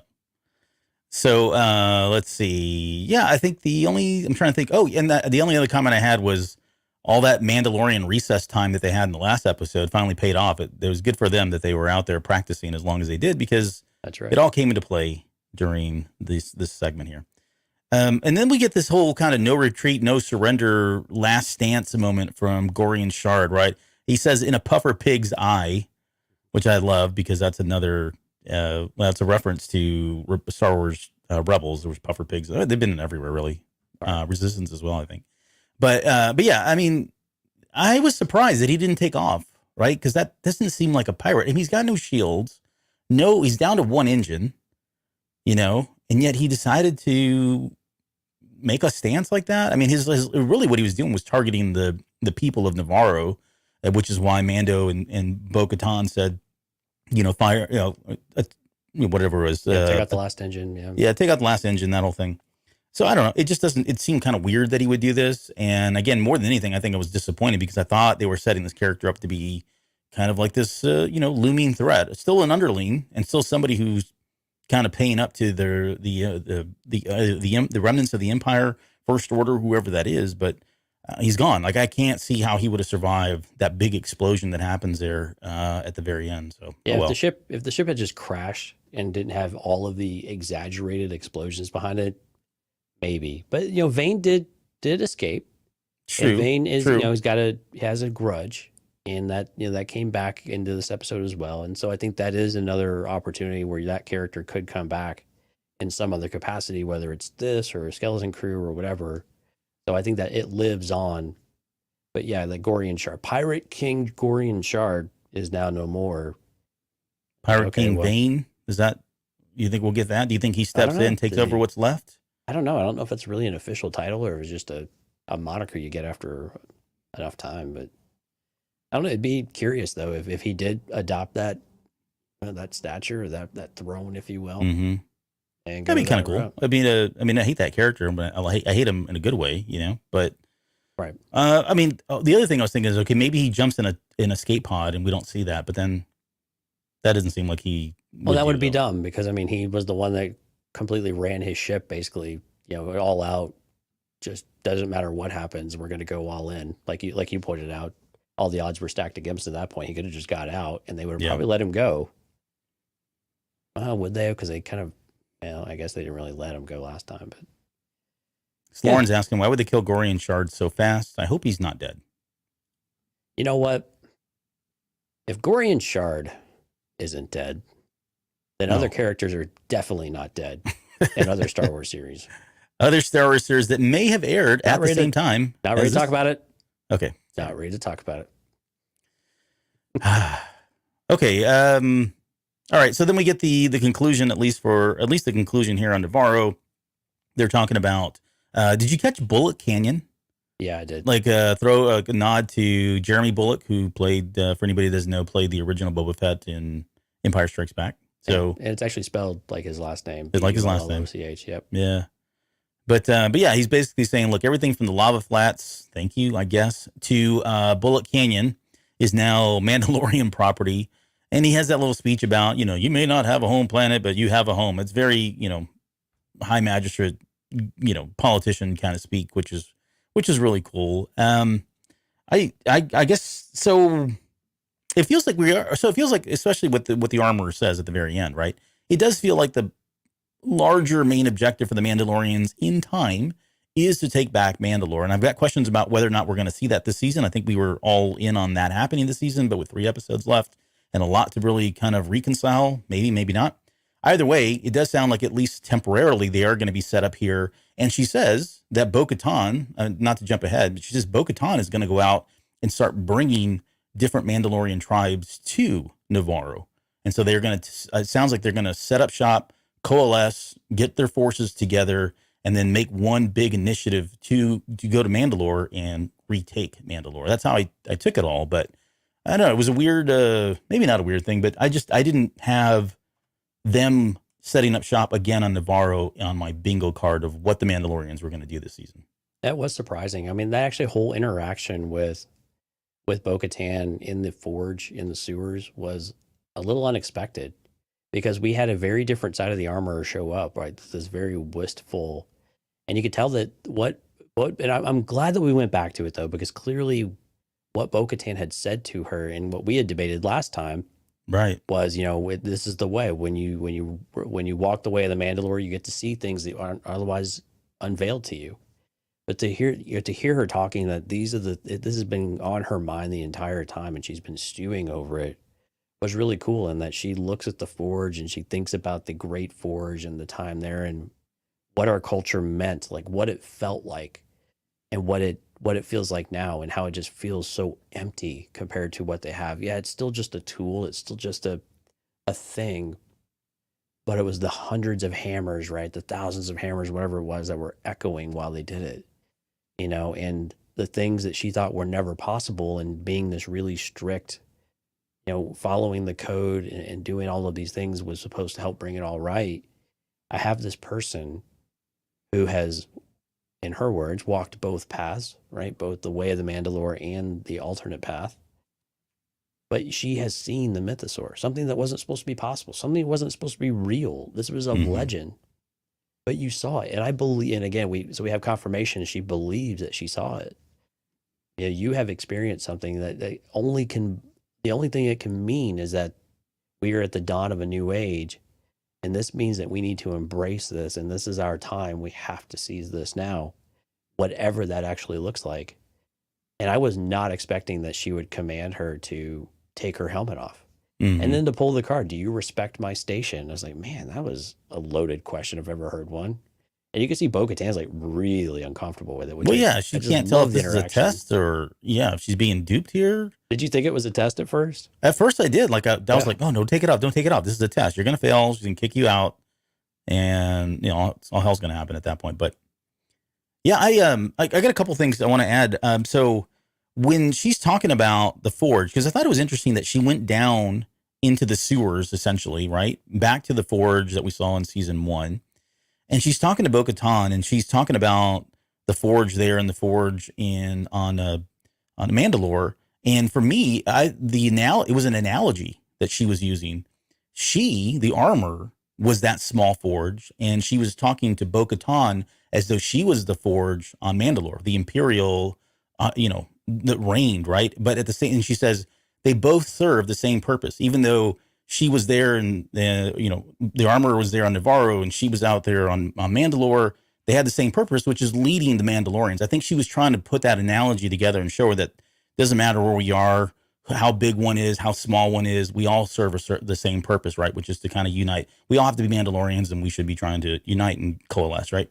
That was kind of the analogy that I think she was throwing out there, right? That whole analogy of forges. When she tells her to remove her helmet, though, I'm with you. I thought for sure this was going to be kind of a test. And I guess this is where I felt like they maybe moved too fast. And I'm fine with it. I've accepted. I've already moved on. Like it's totally fine. But this is where I felt like, okay, so I'm just going to have to accept the fact that she was, for lack of a better term, a Qui-Gon Jinn, right? She believed so much in that prophecy. And when she said, I saw a mythosaur, that for her, it was like, okay, we're done, right? At this point on, I just need to trust in the Force. Oh, I'm sorry. I just need to trust in the way and, follow. If she's the one that saw it, then she's got to be the one. And I think for her, through just the kind of logical reasoning, the only way that was going to work is she had to relent. She had to give up this idea that somebody like Bo-Katan had to keep that helmet on at all times. It was never going to work. She knows that, right? So she's accepted that fate. Now, for her to come around that fast, outside of the fact, like I said, because of the her belief in this, because of her beliefs, I should say, for her to come that fast is a little kind of jarring for me, but I think it's fine. I think it's true to her character. I guess what we're seeing is we're seeing more of the armor and learning more about the armor that we probably just didn't get originally. So it does feel a little weird, but nonetheless, I think that's really what kind of pushed her over the edge there. We're seeing that growth, I think, in the armor, or at least again, breaking of those chains of the past and understanding what needs to be different for us to actually progress and move forward. We can't keep living under a rock. We can't keep living in sewers. And I'm with you. I think the comparison was absolutely intentional, and I think you hit it right on the head. I think the other aspect of this, though, is that she needs Bo-Katan to, well, first of all, as far as how quickly this all happened, I'm under the impression that weeks have gone by, if not a little bit longer, between the last few episodes of when we saw that and when this happened. Again, time is a bit enigmatic in this kind of a bit. It doesn't really matter a whole lot. It's very, it's indeterminate in some ways. So I'm going to say that she's been thinking about this for weeks. I'm just going to say a few weeks. So I think in that time, she's probably had to have a lot of really difficult conversations with herself in her own head about what her beliefs really are, and what in taking and kind of doing that self-awareness check of like, okay, what are my motives? What are my drivers? What is it I am actually trying to do with this covert?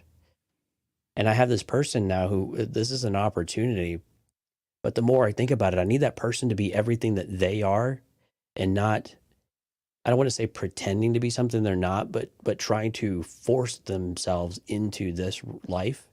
But in order to let them be that way, I have to be a little bit different. I have to be more accepting and open. We have to bring our people together.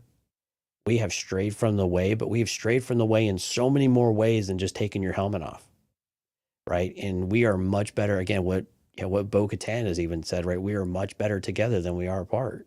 We're much stronger. We can do a lot more if we just put some of that aside, and we define the way for now of what, not just for now, like temporarily, but we need to define our way now. What is the way of the Mandalorian people? How do we move past all this infighting and bickering and power mongering and distrust and lack of loyalty to our people? And so I think the armor, I mean, over these course of weeks, I think has had a lot of time to think about all of that. Yeah.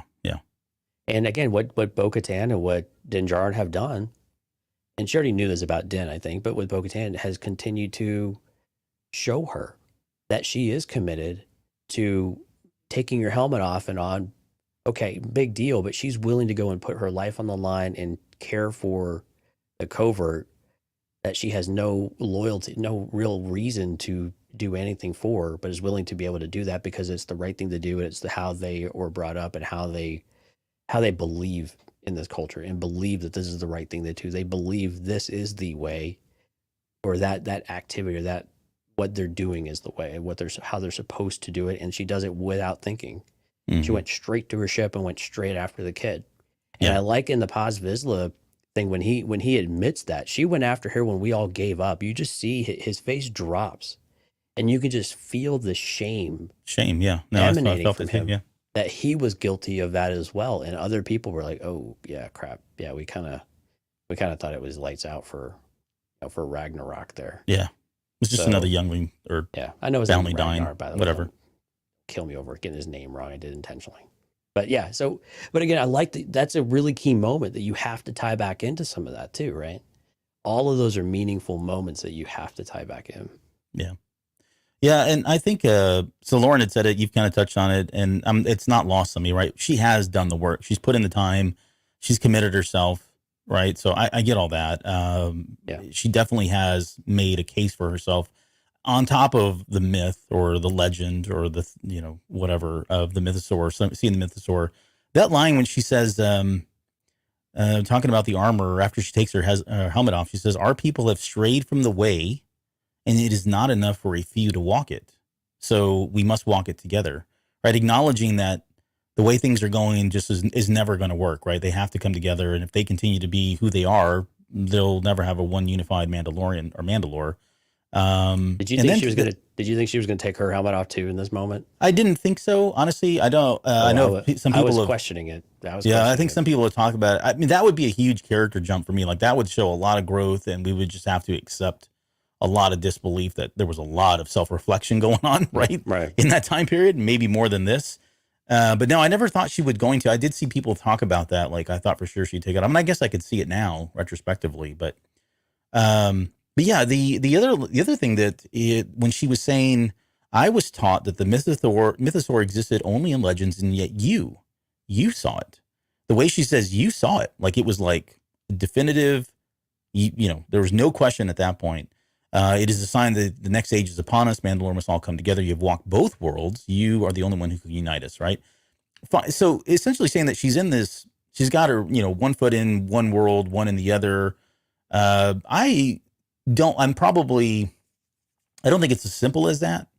I mean, we talked about this. There are other groups out there that take their helmet off and don't take their helmet off, right? I mean, that all makes sense, but it does feel like they're at least positioning this as in there's really two kind of groups. Like there's a lot of different tribes and they probably have their differences, but they're so minor. I think what they're saying here is that the children of the Watch and others like them are so dogmatic that this is a big deal for them, right? Like this is one of those deal breakers of never taking your helmet off. And so because of that, because she's able to have been with both groups, understands both groups, accepts both groups, wears both groups on her shoulders now, that's going to be, she is kind of like that person. But I still feel like there are other groups out there that, I mean, this doesn't reconcile everything with all the other people that have turned on Bo-Katan first and foremost, her own group. A lot of work to be done still, right? Yeah, that's what I'm saying. Like, and that's why I was questioning with 3 episodes, are we just going to like fast pace this, and are we going to get this, or are they just setting us up for season 4 now being the liberation or the retaking back of Mandalore? And more on that here in just a second, but nonetheless, they come out. You mean Book of Boba Fett season 2? Right. They'll just, by the time we get to season 4, Mandalore will have been regrown and everything's back to normal because it was all captured in the 2 episodes in Book of Boba Fett. That's right.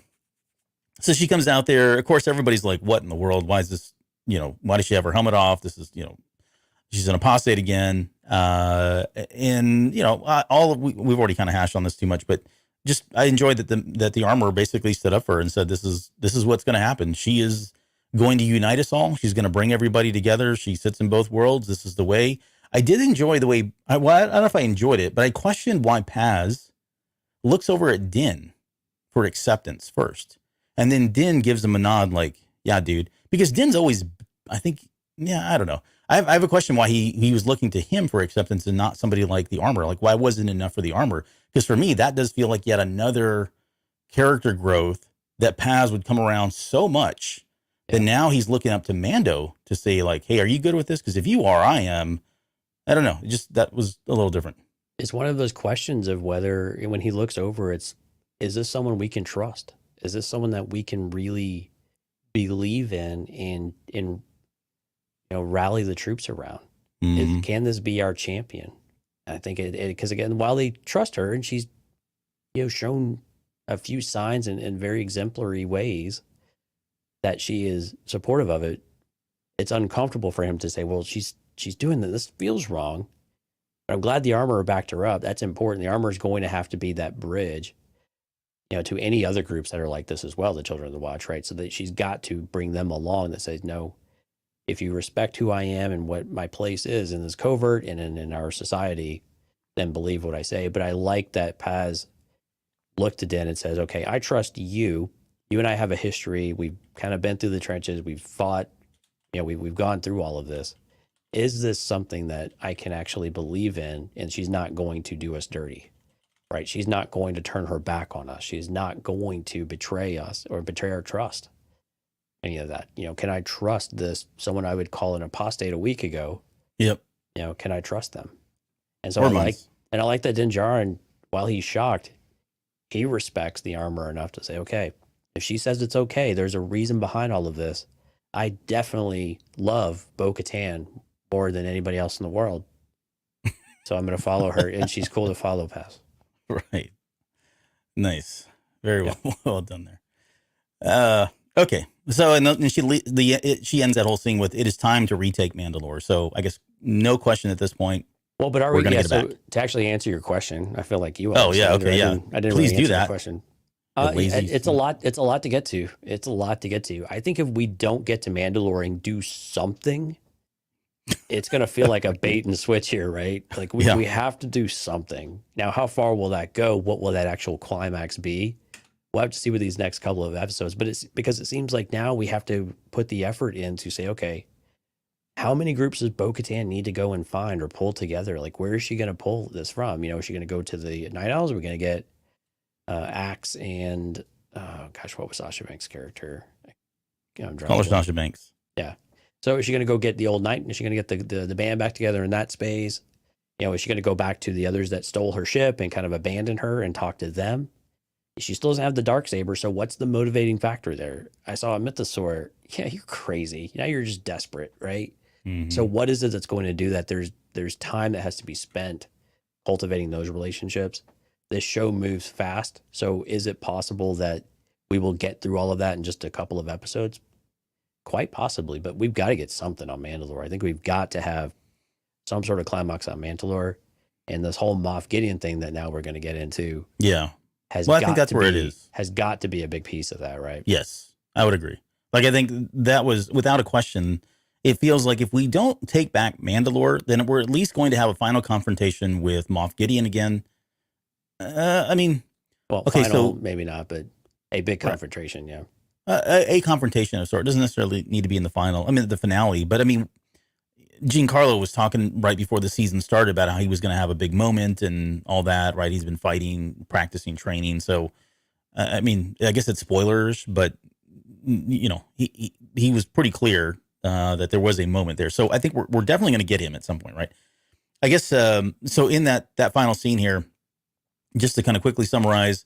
Carson Teva is flying around in dead space, comes across a Lambda class shuttle. It turns out it was the same one that Moff Gideon was being transported to for his tribunal thing. And it looks like somebody extracted him out of there. And then he finds that little piece of Beskar that was embedded in there. And so we're led to believe that, I guess, and here I'll tell you what I think. We're led to believe that Mandalorians somehow rescued him. And you can take this a lot of different ways. That's not the only theory. I've seen a lot of them out there.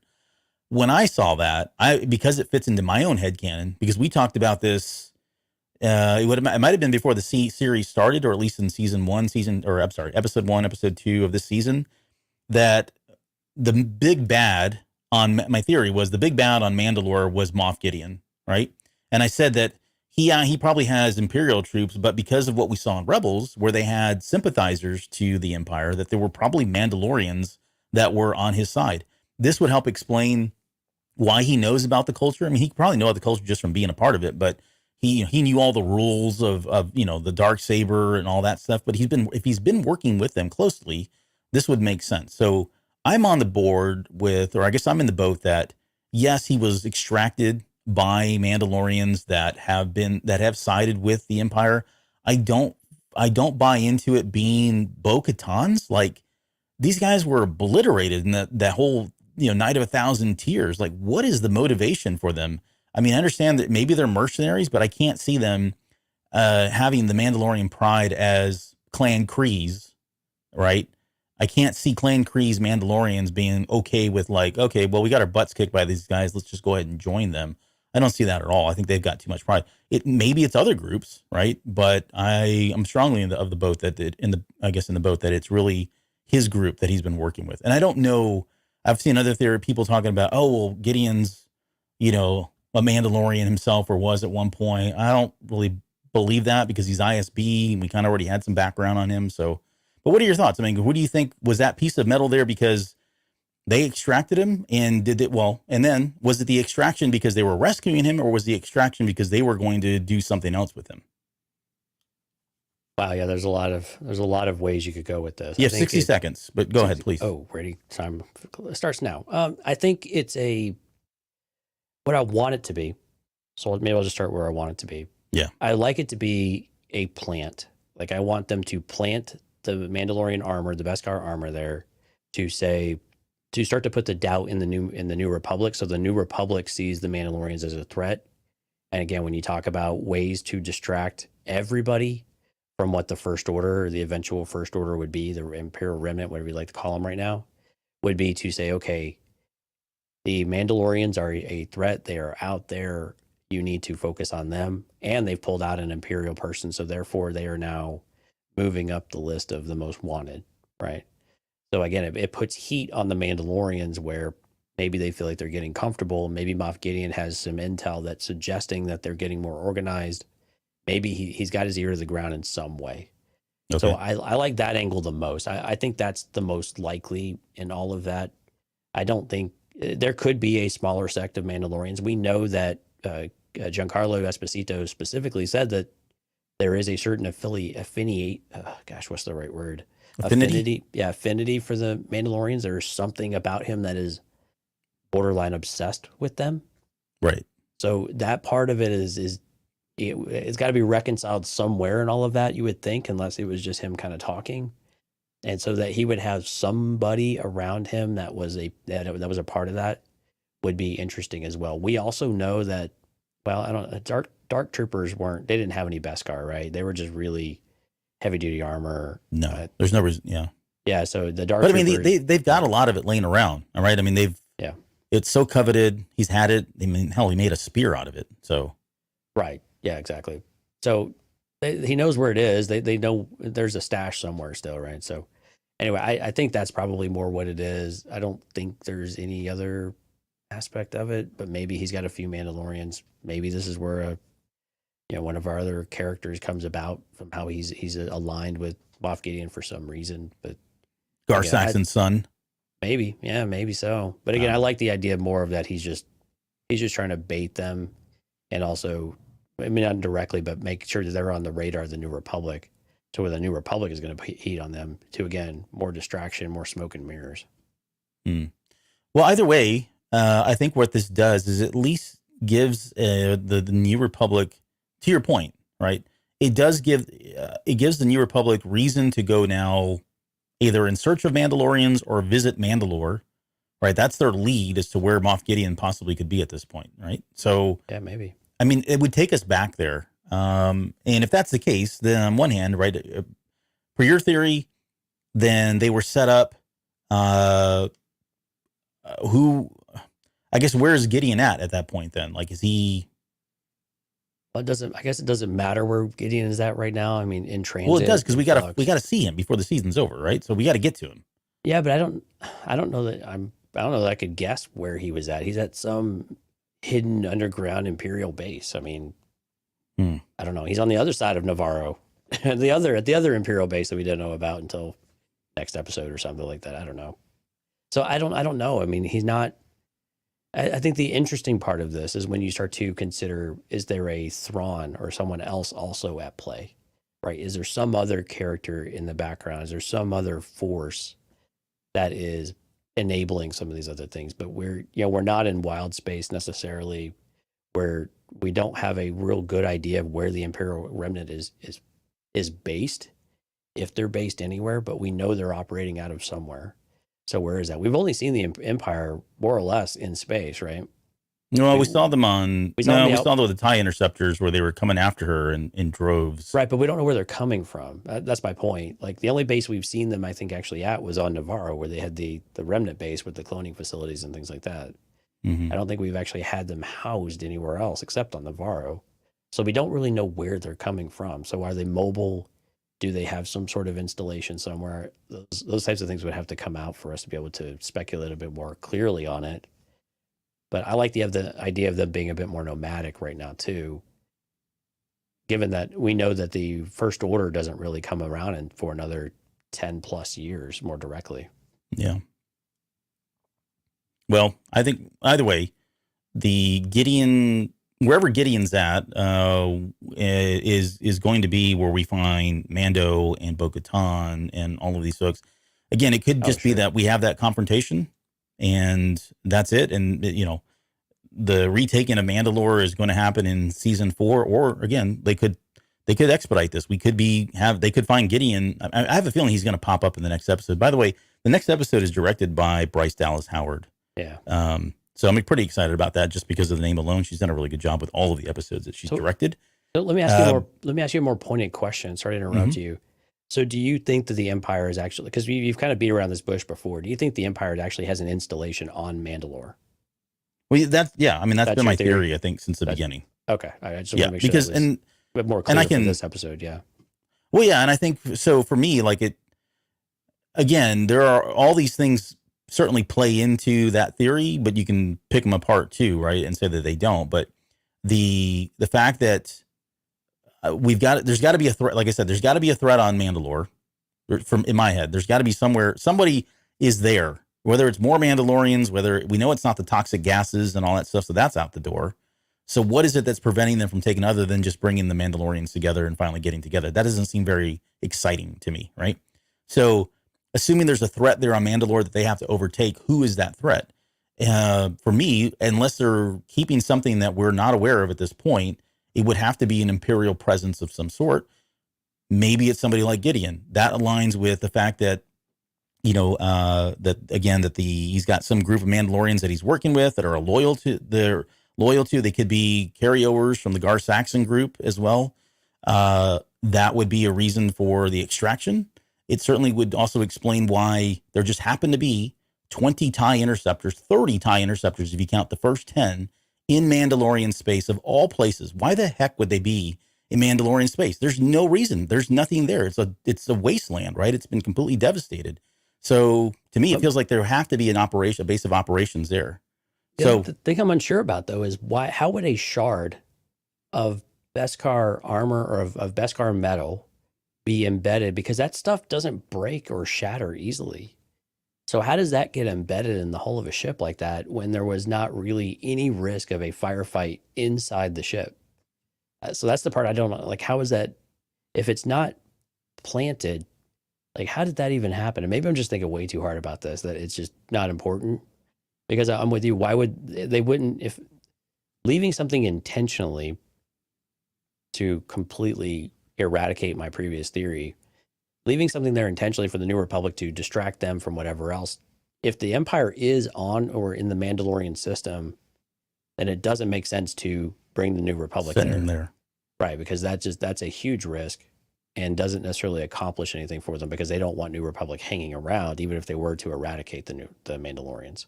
Mm-hmm. Which the Empire probably doesn't think they could do anyway, is my guess. So again, I'm guessing a plant's probably not likely. I've kind of talked myself out of that one now, but also, how would you shatter a piece of Mandalorian steel? You obliterate it from space. No, I mean, you're right. Because even inside the shuttle, it doesn't make sense. The spear lived. Of all the things that lived when the Razor Crest was blown up, the only thing that lived was that spear, right? And the ball. Yeah. Which is a Mandalorian ball, apparently. So, right. Or made of Beskar ball. But so I actually like your theory because I think it plays in with what we've been talking about. Like, the Empire is so aware, and the beginnings of the First Order are so aware that the New Republic is probably never going to be a true threat to them, right? And that's why the Resistance is spun up later on, because they're not. They're a joke. The only group that's going to be a threat. There are no Jedi around, so why not plant something like that leads them to the Mandalorians, that causes, the New Republic to look down on them or whatever, because it keeps them in check. It ensures that they don't get together, that they don't grow, right? And there's not this threat, because there is one group that could probably take them all down, which is the Mandalorians. So I get the theory, and I don't hate it. So I don't know. We'll see. I just don't know at this point. It was a good way to kind of just, like I said, it was a good way for us to just understand that we're going to go we are going to go to Mandalore, and we are going to confront Gideon. Why, we'll have to see. And I think they're going to give us that in the next episode, because we're running out of time here, given how much stuff we still need to do with this series. We seem to say that a lot with series. And to be clear, Dale and Risk, both things coming out there, they did call it Beskar alloy. So it's not pure Beskar. So it won't have all the properties of Beskar metal specifically. So fair point there. Okay. Well, okay. So let's get to our final questions here. And I want to start with the New Republic. So, because I know we talked a little bit about what's going on with them. Like, on one hand, I mean, they're portraying them as being just as bad as the Empire. And that's probably not fair, right? It's an oversimplification of it. It's an oversimplification. And there's certainly been signs that kind of, they've done things, especially with like Pershing, right? That is morally gray. It's not even morally gray. It's probably just a bad choice to fry somebody's brain, rehabilitate them in that way, right? So that, I get that. But they have been kind of playing them as this group that's kind of like, really don't want to get involved. They've got a lot to go. And I think what people are forgetting is that we've had the better part of 18, 20 years now of the Empire in power. They've completely extracted and ripped out, gutted everything that once existed with the Republic. And so now and I'm not an apologist for the New Republic. Trust me, I'm not. But I think we're forgetting that this is a really difficult time, and it's not going to happen in 5 years. It's not going to happen in 10 years. They've got a lot going on. The infrastructure alone, rebuilding everything. They've got certain planets. They've got all these different battles with cartels and the pirates and that sort of. They probably are spread pretty thin. Maybe this does explain why we get away from Coruscant as being the capital and we move to like Hosnian Prime. Maybe they're kind of sowing the seeds there for what that's going to look like. But yeah, I don't know. I would agree that it doesn't feel right that these aren't the good guys in some ways. Like they don't feel like, the rebellion, and they're not. I mean, they're the New Republic, and that's why they continue to say they were a joke. And that's why, Leia and everybody else decided that, look, we're going to start our own thing up because these guys they're just lost in themselves, right? It's a bureaucracy and they're not really getting the stuff done that we need to get done. It's hard. And we've seen this in the books. I think they did a great job of really highlighting this too. The transition from Galactic Republic to Galactic Empire was so much easier to do because you kept a lot of the same infrastructure. You kept a lot of Palpatine had been building that control and building that momentum for years, right? So when he transitioned that over into it was just the next logical step. When the New Republic gets formed and whenever they're trying to do that, they have to take such a hard left turn and to prove that they are not the same as the Empire, to prove that they're going to treat everyone well. But they can't trust any of the people that were in power. They can't trust any of the institutions that were there. They have to go build it from the ground up. And even though the rebellion had grown considerably, it still wasn't something that was in a position in order to set up a government in a really quick amount of time and to actually institutionalize a lot of things. So they've been trying to do the best they can. And I am going to come across as a bit of New Republic apologist, even though I hate some of the things that we're seeing, with what they're doing, because it's just asinine. But it's you understand it though from a certain level. You're just trying to make things run, and you're just trying to set that baseline. Even 5-7 years after the fall of the Empire, it's still happening because that thing, it just takes so long to do it. And you just have you put people in place that maybe you don't need, and maybe this is why the amnesty program is so important, because they just don't have the people to be able to do it. So we'll be the good guys by bringing these other people in, give a chance to rehabilitate, give them a second chance, let them see that, hey, this is what good life can look like, and we're filling a need that we have. But at the same time, it's more of a fact of like they literally just don't have the people to do this. They don't have the right people because they just had to show, and they have to continue. And you have to know a lot more than what you're seeing on screen. So I think for people who haven't been as steeped in the books or haven't followed some of that, and it has been a number of years, I think, to be fair, since some of those books like Bloodline had come out, right? That they're pretty far removed from it, to where you have to take all of that into account to say that this is something that the New Republic just really struggled with from day one and never really found their footing. And they were fighting against this. They wanted to not be viewed as becoming another empire, and they felt like they had to eliminate the military. They had to make themselves weak in so many different ways, in one way at least, in order to show that they were better and that they weren't just the next big threat to take over and institutionalize everything in a more negative way, from what the Empire had. And to show that they were better, they had to continually try to prove themselves to everyone. So it's just not working the way they want. But they also it's better than what we had, right? That type of thing. But right, yeah.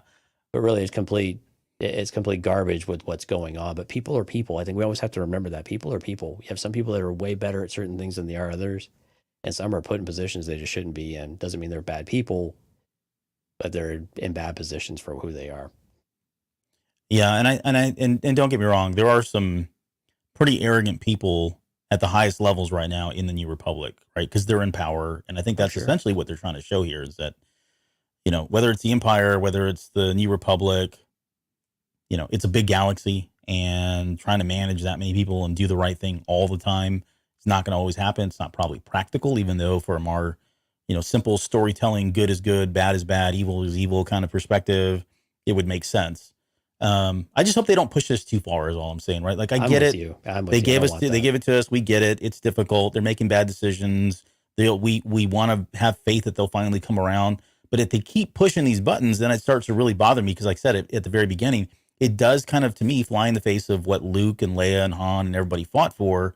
And now what we're seeing these guys fight for, right? Like, they're doing all this work, and yet you've got people like that still in power. Like, they're just kind of bucking up. They're going against the grain. And I don't like that. That's not like, that doesn't feel like good story. It doesn't feel like a good character to me, the New Republic. And I've always had them as being the good guys, right? And you want that to be the case. So, pump the brakes a little bit. Let's not get too far into this anymore. We get it. Let's move on now.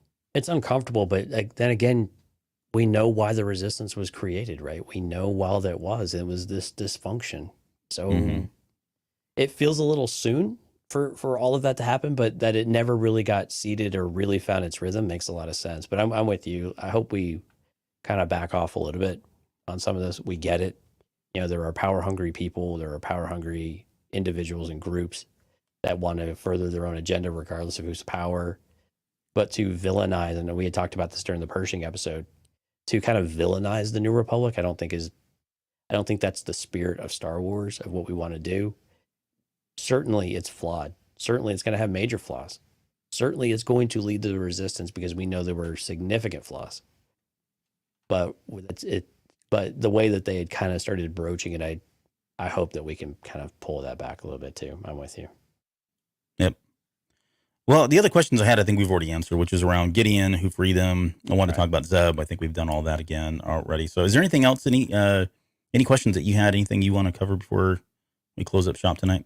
No, I think we had all the major ones tonight. Again, good episode. I mean, this was a really enjoyable episode from a few different paths. Great, some great existential kind of thoughts between Bo-Katan and the armor. Great action sequences, a lot of fun in that space. Again, like you had said at the top of the show, bringing all the pieces kind of together, giving us a bit of direction. Now it feels like we're, headed to the place that we know we kind of need to be. And so that feels good whenever you feel like, okay, we've got this momentum now building. So let's hope we build on this next week as well. Yep. Very cool. Well, we had a lot of people that showed up for the show. So thank you guys. I think you've got names. I do. Jonathan, Steph, Lauren, Cindarian, Dale, Sky, Riley, Darth Pikachu, Music Train, and Risk. Sorry, I'm like looking at too many things at once here. Yeah, thank you all for coming out. If you're listening to the show, thank you for downloading the episode. If you'd like to visit us on the live stream, usually we are live Sundays and Thursdays at 9 p.m. Central. CantinaCast.com/YouTube is where you can find all the details. You can hit the subscribe button and the notification bell, and you'll be notified about half an hour before we go live on air. And we would love to have you guys join us on Sunday, which is going to be what, Albert? Because I'm not talking about it. We're going to talk about the final 2 episodes of The Bad Batch and possibly the final 2 episodes of one of our beloved characters. And hate to do spoilers, but it's been more than 24 hours now. So, yeah, it's going to be a discussion. Say it. He's not dead. I think he's dead. I don't care what you think. I think you're wrong. We'll probably spend a good hour at least talking about whether a particular person may or may not be dead. But yeah, it was a good episode, and honestly, there's quite a bit to talk about. Really good storytelling. I hate the fact that we had to wait so long for. I mean, arguably the last 4 or 5 episodes were just pure gold, right? And much of the other season did feel forgettable in some ways, except for the Crosshair episodes. But I mean, like you said, and we said, if they end on a really high note, emotional note, then it'll probably be all worth it. And I think that was the case. So I think we're guaranteed for season 3, but. Oh yeah, absolutely. And they definitely they nailed the ending. I mean, they nailed, these 2 episodes were really good. Just to give a little preview, they were really good. I hate Sid, I mean, she just, I saw somebody, she did exactly what we knew that she would do. Right. So it wasn't necessarily a surprise. Difficult to see remorse, but it just really gets under your skin a little bit, why she felt like she had to do that. And so I just, it was really disappointing, but no, really good episodes. I'm really looking forward to talking to it. It was emotional, a lot of great things, part of it. If you didn't shed a tear, you're not human. I'm sorry. So you're just heartless. Yeah. Cold, heartless. Never trust a Trandoshan. Like, there's never been a good Trandoshan. Oh, wait, no, Skier. Well, he had his moments where he was doing some pretty questionable stuff. That's true too. Skier had some questionable moments as well. That's fair, but he's the light at least that we have. And even if you go back to the expanded universe with New Jedi Order, some of those Trandoshans Jedis had moments where they jerk moments. Yep. But again, that's a character for you. But anyway, looking forward to Sunday. It's going to be a really great show. It's probably going to be 17 hours long, so strap in. Make sure you're well rested. Don't watch too much basketball this weekend, so you're prepared for it. Yeah. Awesome. Well, with that, I guess we'll be back here in just a few days to talk about a lot of Bad Batch. And then don't forget, next week, we've got a tsunami of shows slotted for Star Wars Celebration and bringing you guys all the news and impressions on trailers and whatever else we get. We don't even know at this point, but it's going to be exciting. So with that, I guess we'll see you guys here in just a few days.